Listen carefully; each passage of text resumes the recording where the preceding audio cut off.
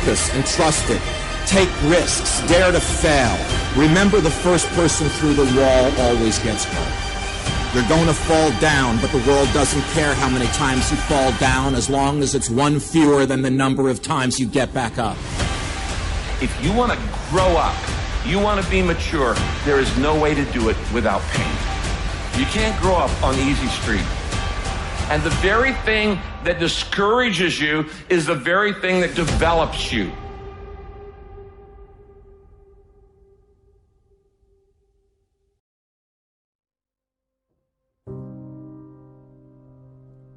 Make one room in your house as beautiful as possible. That's what I'm writing about now.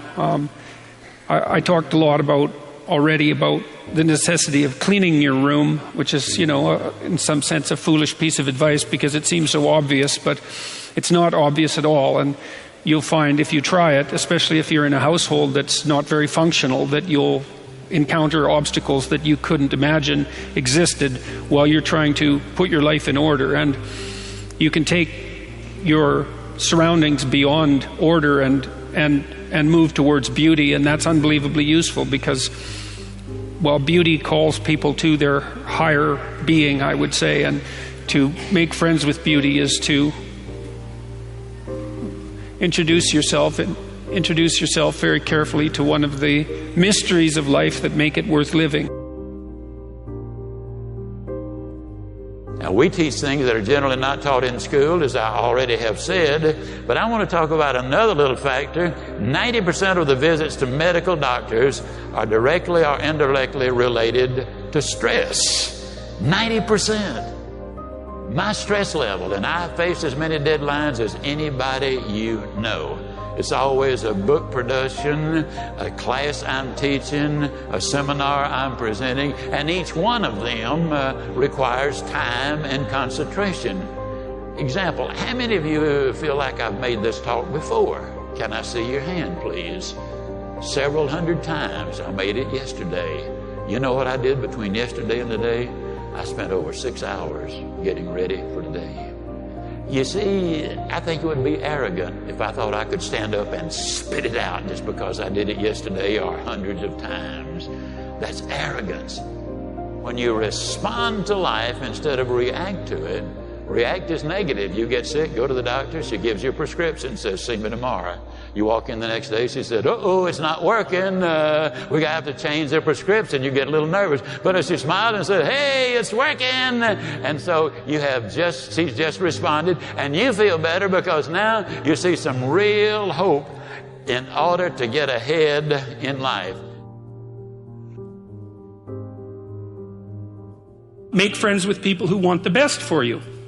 And that's a meditation on my own childhood and adolescence to some degree. I had friends who wanted the best for me and friends who didn't. And, they were friends who, some of them were aiming up and some of them were aiming down. And if you have a friend that's aiming down and you do something that's aiming up, then they're generally not that happy about it. They try to top your accomplishment with one of their own, hypothetical or real, or put down what you're doing, or offer you a cigarette if you're trying to quit and you've kind of done that successfully, or a drink if you've been drinking too much and are trying to stop being an alcoholic, or they're cynical and bitter and devoted towards no good. And sometimes that's family members too, and sometimes it's even part of you, But this chapter is an injunction to people, is like you have an ethical responsibility to take care of yourself, you have an ethical responsibility to surround yourself with people who have the courage and faith and wisdom to wish you well when you've done something good, and to stop you when you're doing something destructive. And if your friends aren't like that, then they're not your friends. And maintaining your friendships with them might not even be in their interest.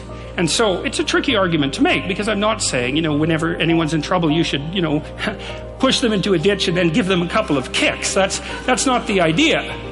The idea is that, but I had a couple of rules I didn't write about. One was be careful about whom you share good news with, and another was be careful about whom you share bad news with. And everyone those rules ring in people's minds quite quickly.